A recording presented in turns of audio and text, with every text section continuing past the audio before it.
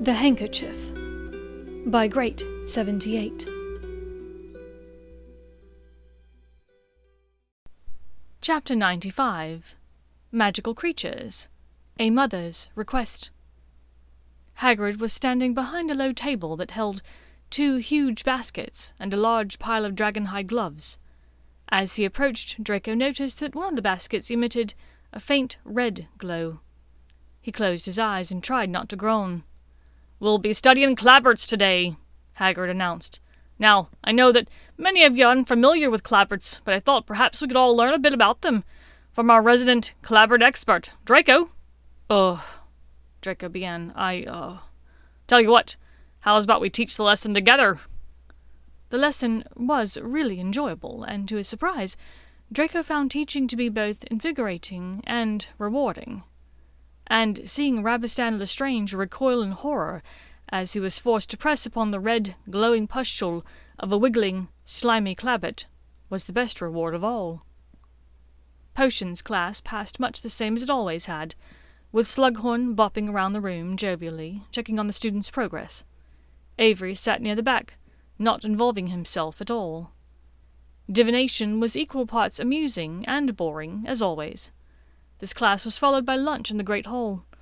Whilst their numbers had not dwindled significantly, there was still enough people missing from the other 3 houses to make it obvious. Neville sat in the centre of the Gryffindors' table, surrounded by less than half of his usual cohort. Lavender and Parvati whispered fervently to each other, whilst Ginny and a few other 5th and 6th year girls picked listlessly at their food.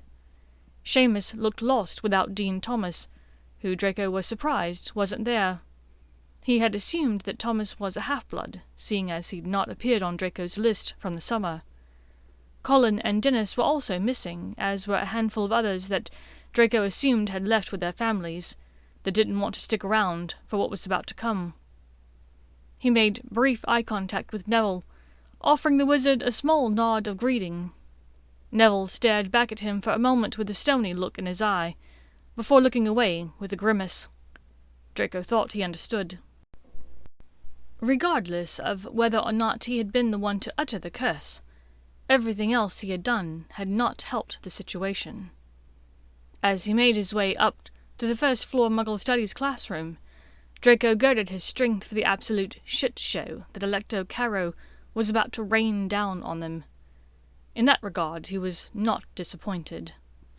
In their first lesson, the NEWT-level Muggle Studies students learned from Electo that most Muggles did not know how to read or write.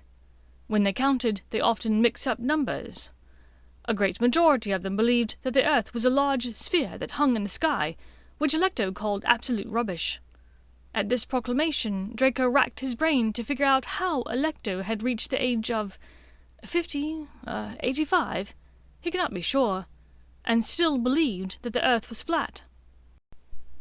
Muggles also had really good rhythm, and loved to dance at the drop of a hat. Electo demonstrated this by dropping a hat, and doing a lurid, sexually charged shuffle in the direction of several of the boys, who tried not to wrinkle their noses in disgust. "Well, I'm not sure about you, but I need a shower," Draco muttered, as he fell into step next to Neville upon exiting the classroom. Seamus gave him an ugly look, and hurried off with Lavender and Parvati. "What, that wasn't tempting to you?" Neville joked, in spite of his apparent distaste for the blonde wizard. "Neville, I wanted to explain.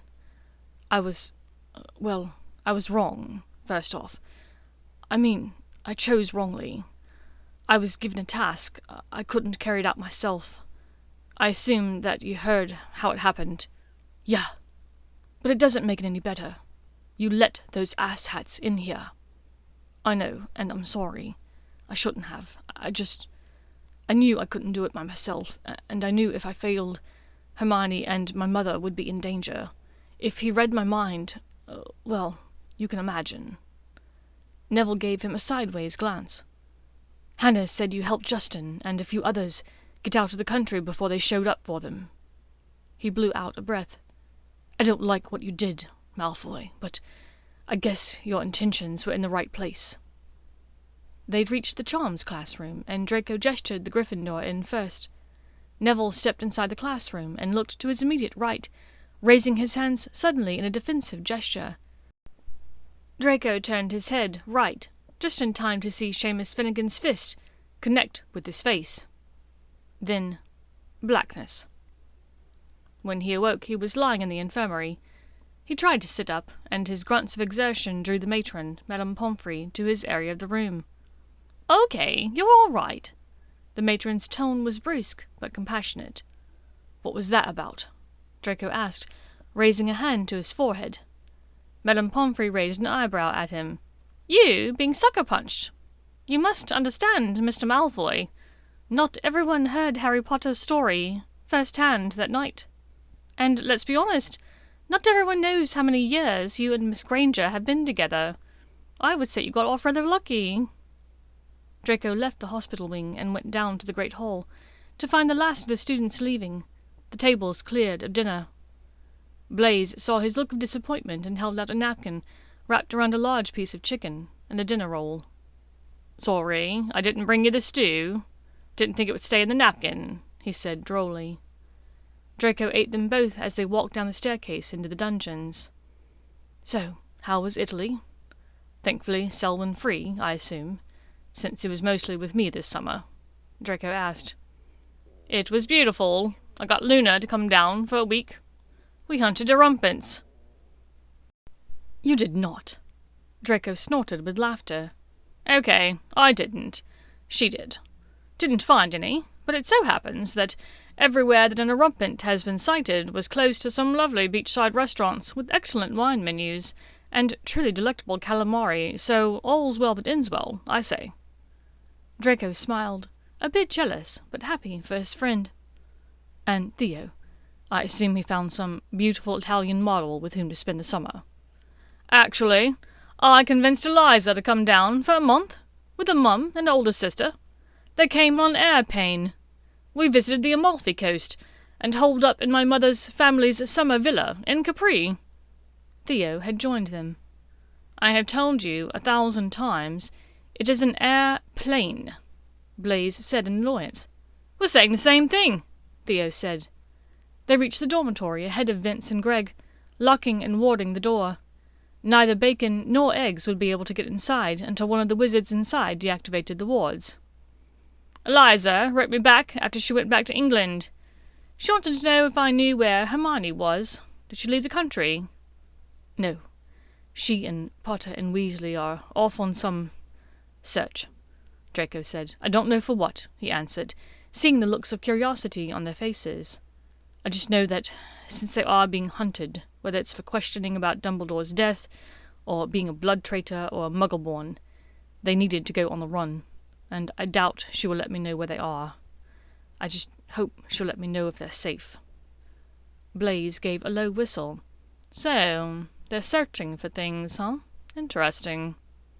And you have no problem with your witch scampering about the countryside with 2 wizards?" Theo asked, cocking a brow at him. Draco's mouth thinned. "Not as though I have much of a choice. She wasn't going to run, so the only alternative was this. And she thinks that Potter knows a way to end all of this." The looks of shock and surprise on the other 2 wizards' faces told the entire story.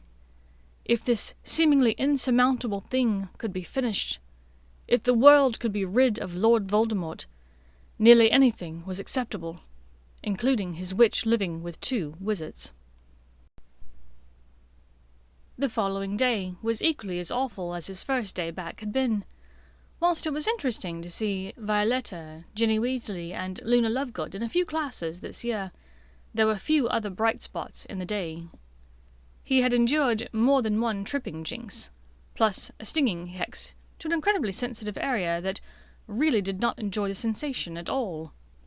Herbology, arithmancy, and ancient runes were all routine classes, generally filled with faces familiar to him. Transfigurations was as entertaining as Snape had promised, with Mulciber looking near tears as McGonagall asked him to demonstrate several of the tasks that even most third years had mastered. Her acerbic tongue cupped deeply, and Draco was certain that Mulciber would be consuming a double-fie whiskey at the end of the day, if not before. Defense against the dark arts was quite different from previous years. The class was a thinly veiled excuse for Amicus to teach children about dark and morally grey spell work. There was little mention of defense. At the end of the first lesson, the creepy wizard promised a demonstration of a dark spell in the next class. That night after dinner, in the Slytherin common room, there was a flurry of activity as younger students completed order forms for the Weasley Wizard Wheezer's mail order service. Students were clamouring for their skiving snack boxes, it seemed. Draco went to his dorm to see what homework he had. To his surprise, very few of the professors had assigned anything. McGonagall had them summarizing the theory behind conjuring spells, but it was a quick 12 inches of parchment. They hadn't been assigned only 12 inches since third year. Vector had them working out 7 problems in arithmancy, and Sprout wanted a labelled diagram of the root system of hardwood wand trees. There was perhaps 45 minutes of work to be done. It was a far departure from last year, when every night piled on hours of work. His trouser pocket warmed. It was from Narcissa. "Go to Shrieking Shack, now. Bring dinner." What the actual fuck was this? His mother had gone from writing a short novel on the edge of this coin to 7 of the most obscure, fathomless words he could have imagined. Why would anyone want to go to the Shrieking Shack, much less at night? Where was he to get this dinner, and to whom was he bringing it? This had shades of Hagrid and the injured unicorn dying acromantula, pus-filled clabets written all over it. But the request had not come from a sappy and optimistic half-giant with a savage beast fixation. This was his mother. She wouldn't send him into a needlessly dangerous situation. It must be important. He checked his watch. It was only 8 o'clock, 3 hours until curfew for the 7th years, and as a wizard of majority age he was technically allowed to go to Hogsmeade any evening of the week. He sighed and closed his eyes. Dobby. It felt as though the dinner hamper that Dobby had packed weighed nearly as much as a school trunk. Draco did not dare use a levitation or a feather-light charm on it. If he lost his footing or his concentration on the dirt path down to the village, he might cause a minor earthquake. He entered the village, which was eerily quiet. The streets were entirely empty, which seemed odd for not quite 9 at night. He always assumed that 3 broomsticks, at least, did a roaring after-hours business. He reached a fork in the road. To the left lay the main road into town, to the right a winding trail that snaked past the Shrieking Shack, and eventually ended in a stile. Beyond that was a mountain pass. He turned right, fighting against the urge to light his wand. Though he hadn't been told to try and avoid detection, somehow it felt odd, drawing attention to oneself in this hushed darkness. Eventually, his eyes adjusted well enough that he was able to make out the shack ahead. It had been years since he'd been anywhere close to the place. Where once the shack had seemed imposing and sinister, it now seemed decrepit and forlorn to Draco. He longed for those simpler times in his life when he feared the ghostly beings in a run-down shack, or when he could make idiotic jokes about Weasley shopping for a future home at such a decrepit cottage. Although, now that he was approaching the foreboding, ramshackle place, those childhood fears didn't seem quite so quaint. Did he knock? Just walk in? In the end, his need to preserve the quiet outside outweighed his desire to announce himself. He put down the unwieldy food hamper on the porch and turned the knob, pushing open the door. Inside he was met with pitch-black darkness that rivaled the Peruvian instant darkness powder sold by the Weasleys. He should have brought his hand of glory with him. 1 step inside. Then 2. 3. On the 4th step he felt something sharp touch his neck suddenly. A harsh, low voice broke the still silence. "My wand is pointed at your neck. One wrong move, and I will slice open the vein right under my wand. You'll lose so much blood in the first 3 seconds that you'll be dead before you hit the floor. Now put your hands up, where I can see them." Chapter 96. The Shrieking Shack. "My wand is pointing at your neck. One wrong move, and I will slice open the vein right under my wand. You'll lose so much blood in the first 3 seconds, you'll be dead before you hit the floor. Now put your hands up where I can see them." Draco's hands whipped into the air as fast as they possibly could. The Shrieking Shack was filled with total darkness, and he could see nothing, not even his own hands a foot away from his own face. "Lemos," the voice said. Then, "Draco?" The voice was suddenly different. Familiar. Draco turned slightly to see Ted Tonks standing next to him, his face disbelieving in the wandlight. Draco was certain that his expression was much the same. "Ted, what are you doing here?" Draco asked, bewildered. "I think that's what I was going to ask you. I'm on the run. Why are you here?" "My mother sent me. She told me to bring dinner." "You've got food? Well, why didn't you say so? You could have been coming to fight me to the death, and I'd have welcomed you with open arms if you'd brought a sandwich. It's been nearly 4 days since Dora was able to come. I'm about ready to eat my own hand." Ted's joking manner had changed completely from the man who threatened to cut open Draco's throat only 20 seconds before. "Yeah, let me grab it." Draco moved to the front door of the shack, whilst Ted extinguished his wand so that the light from it wouldn't show outside of the house. Once the leaden hamper had been dragged inside, Ted closed and warded the door again. "I guess because you're family, the wards allowed you inside. No, that's okay," Ted said at Draco's look of alarm. "We're very specifically set up certain family members to allow entry. Not just a blanket blood allowance. Only you, your mother, Dora, and Remus." Ted shivered almost imperceptibly at this last name. Draco vaguely recalled the dining-room table discussion at Malfoy Manor that had preceded the horrifying Professor Burbage incident. "Yes, I heard that Nymphadora and Professor Lupin got married." At Ted's inscrutable look, he asked, "Are you and Aunt Andromeda not happy about it?" Ted sighed and gestured to the door in front of them. He levitated the food hamper easily as they entered the next room. A space without windows, this room had a small bed, a couple of chairs, and a table. A little oval mirror hung on a nail on one wall. A single-burner camp stove stood in the corner. The entire room was lit by a small lantern on the table. "I'm happy that Dora has found someone she loves, that loves her back. But am I happy that he's a werewolf? No, not especially."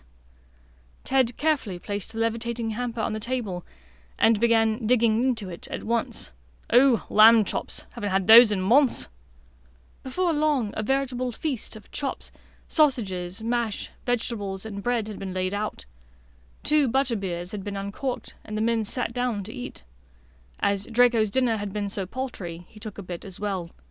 It did not matter, there was enough food for a dozen people here. "Don't get me wrong, I know that Remus is a good man, but he's struggling with all this too," Ted said after a particularly large bite had been swallowed. "How so?" Draco asked, tearing apart a roll slathered in butter. "He's worried that the baby is going to be a werewolf, and the wolfsbane potion has never been tested in young babies. He feels as though who he is jeopardizing not just us and Dora, but the baby as well. And it isn't just the issue with the wolfsbane potion. Remus was treated as a second-class citizen for his entire life. Worse even than Muggleborns. His kind have been hunted, feared. He's never been able to hold a job for very long, other than the year he taught at Hogwarts." Ted sighed to himself. "And he doesn't want this first child. Truth be told, we don't want it either. We can only hope that the little one won't inherit it, but there's just no way of knowing until after he or she is born." Draco wasn't sure what to say. For what it is worth, Professor Lupin was a good teacher. One of our better ones, in fact, even if the bar was set pretty low. Ted smiled grimly. "I'm glad to hear it. He's a good man. He's struggling. But I know he will do right by his family." "So, how long have you been here?" Draco looked around. In spite of the transient feel of the room, it did have the earmarks of a place that had been inhabited for a while. There was a stack of books next to the bed, and another stack of them next to the table. In the corner was a bundle of old newspapers. Next to the old camp stove, a large basin held a handful of dishes, and hanging on a wall in place of a wardrobe, several hooks held clothing next to the small oval mirror on the wall. "I've been living here a few weeks now, essentially since round about when the ministry fell. Our protective enchantments were no longer adequate, and they found us, me and Dromeda. We were tortured. They were searching information as to the whereabouts of Harry Potter. Our house was used when he was moved to the safe house, you know. He and Hagrid arrived and departed fairly quickly. Not sure where Potter is now, though." "He's on the run with Hermione." Draco did not mention Weasley. It was a known fact that Potter and Hermione were together on the run. It was thought, though, that Weasley was suffering from spattergroit, and if Ted was captured and tortured for information, it was best that that information wasn't in his mind. "They are safe, or at least they were, as of a couple of days ago. I haven't seen her since Monday night, when they left the At this, he broke off, realizing that they had not been identified as the perpetrators in the ministry break-in. "Ah, that was them, then. Glad they escaped. Freed a whole bunch of Muggleborns, too, from the sounds of it," Ted said in appreciation. "I knew Craig Haverley and Mary Cattermole back in the day. Well, she was Mary Jenkins then. Worked over in administration at the hospital, but after she had her first baby, she decided to stay home with them. Sweet woman, very kind." "I think they escaped. She and her husband. I gave them some Muggle money, told them to get themselves and their children out of the country," Draco offered. "Ah, you were there then too. What does Potter think about you and Hermione being together?" "Merlin, Harry Potter doesn't know. I'm pretty sure he and his friend Weasley would breathe fire if they ever found out." Draco chuckled. Ted eyed him sharply. "So, this is just a passing fancy, then? I didn't get the impression from your letter last summer that you were just using Hermione as a placeholder until your father made a pure-blood match for you." No, of course not. It's just—" Draco hesitated to continue, and still Ted waited, allowing the silence to draw out uncomfortably. "I guess I kind of figured that, one way or another, it might not matter. One or both of us, probably me, will not make it all the way through all of this, or else I'll be in Azkaban, and she'll be free to move on and live her life without being burdened by me." "You sound like Remus," Ted smiled. "He thought Dora wouldn't want to be burdened with his love. He was wrong. She did want that. You might be wrong too." "It would definitely not be the first time I've been wrong." Draco smiled self-deprecatingly. "Well, to be honest, when you marry a strong-willed witch it happens more often than you think." Ted laughed, and Draco joined in. "So, you've been here a while. Have you just been eating Muggle food? That stuff in the metal cylinders?" He remembered all the interesting foodstuffs from Justin's house. "You mean tin food? Sort of. Dora did bring me a bit of that, but she wanted me to have some fresh things as well. But these past few days she's been a bit lovesick, if you will. I think all the reports about hunting Muggleborns scared Remus a bit, and the pregnancy is starting to feel real to him. I can remember back when Dromeda started to show a bit when she was carrying Dora. That was the time I realized that life was going to be very different for us from here on out. I think Remus just realized the same."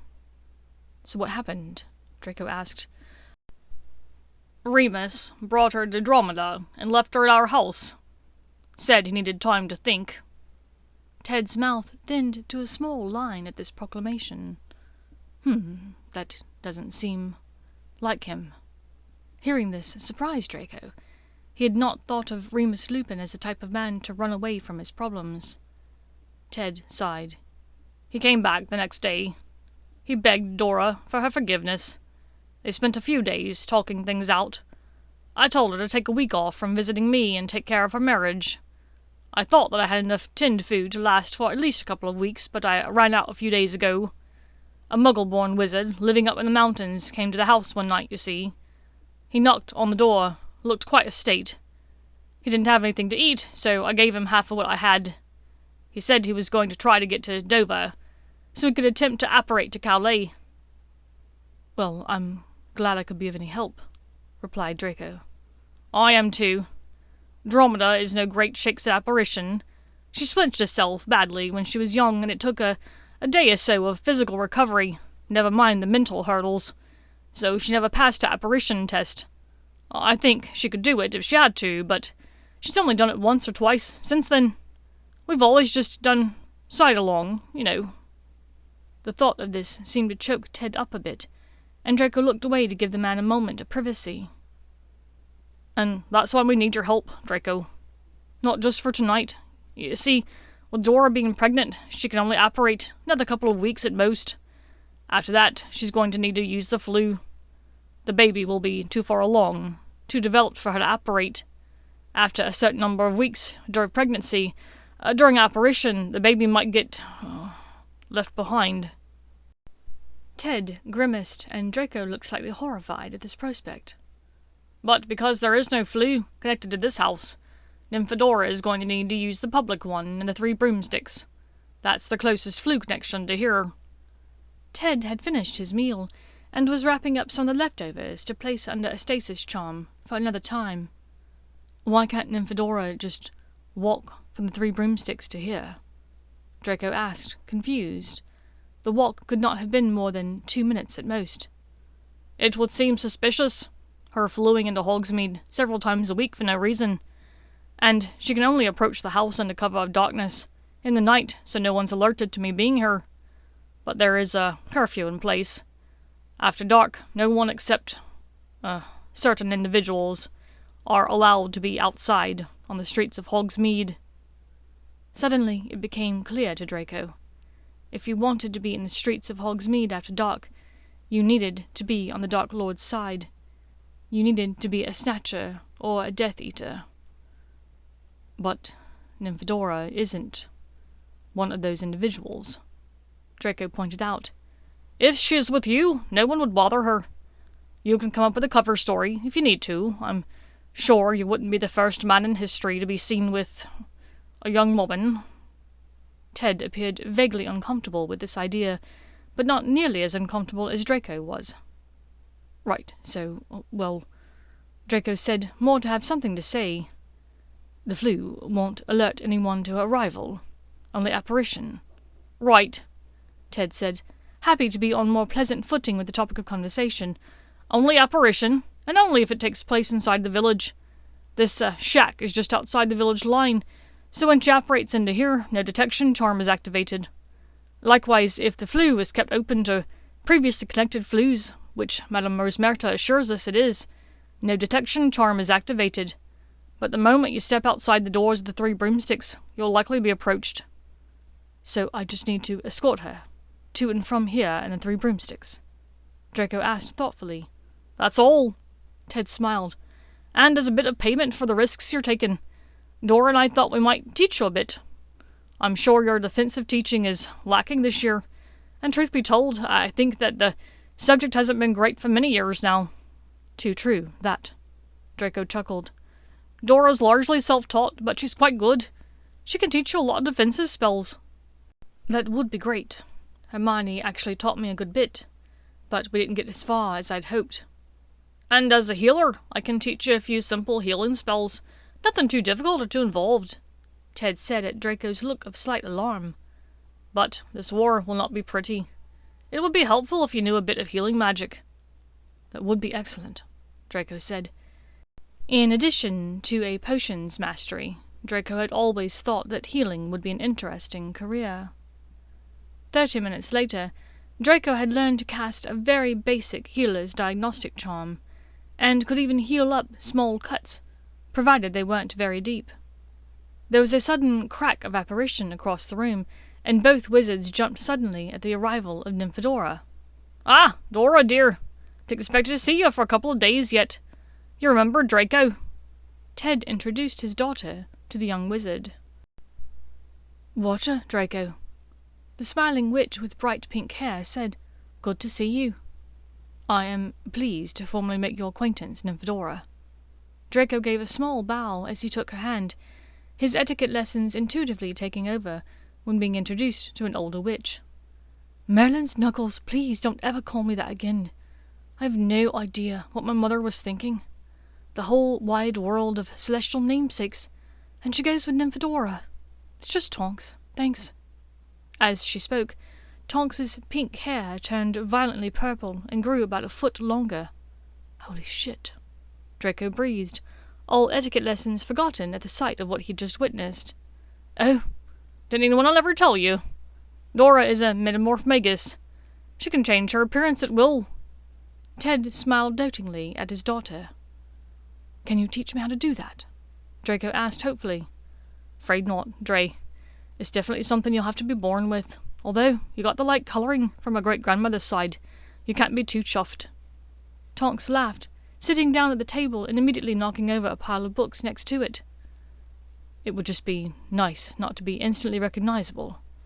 Often for all the wrong reasons," Draco said drolly, causing the other two to laugh appreciatively. "I was just telling Draco here that we would be able to help teach him a bit of defensive and healing magic in exchange for his help, starting next week with your flu arrivals," said Ted. "Yes, although I think we might need to start those flu visits earlier rather than later. The healer thinks I'm a bit further along than we initially thought. Only maybe a week, but better safe than sorry," Tonks said, taking an apple from her robe pocket and slicing it magically. "Really?" said Ted, a bit eagerly. "Well, if you're in need of a second opinion or an additional scan, Dad, I told you. Healer Spencer is perfectly knowledgeable and entirely capable. You were the one to recommend her, remember?" Ted, chastened, drew his fingers across his lips in a zipping motion and smiled. "You're right." Draco checked his watch. It was getting late. "Unfortunately, I need to leave to get back inside the castle before curfew. But when do you plan to come back, Tonks? I can meet you in the Three Broomsticks then. And if you would like, I can bring food. That way you don't have to bring it through the flu. It might look suspicious if you're carrying a big basket of food." "It's all right. I usually just shrink it down to fit in my pocket," she said, and with that she drew out a miniaturized shopping bag from a Muggle shop, filled with tinned food. She used her wand to return it to normal size. Draco shook his head, smacking his forehead with the palm of his hand. "God, I'm an idiot. It didn't even occur to me to do that." He shook his head as the other two laughed a moment at his expense. "No harm done, son," Ted said, as the two wizards made their way to the front door of the small shack. "See you tomorrow at the Three Broomsticks, Dre. Is 8 o'clock okay?" Tonks asked. He nodded his agreement and gave her a wave goodbye. As Draco walked back up the path, turning left to hurry back to Hogwarts, it struck him that when Ted called him son, it was the first time that any wizard had called him that with any sort of affection.